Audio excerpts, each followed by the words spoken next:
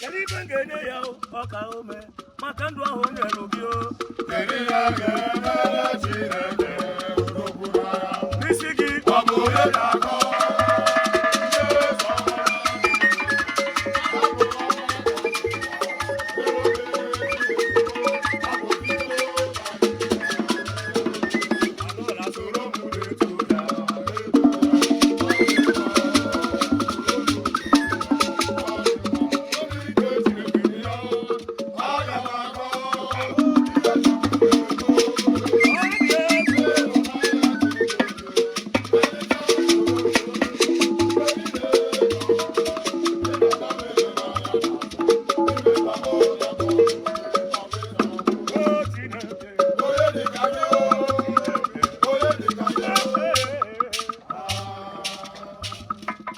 Asemu kama egwu nwa ga-aghọ n'ụmụafịa. Kama nwanna m rube ma na-egwu doro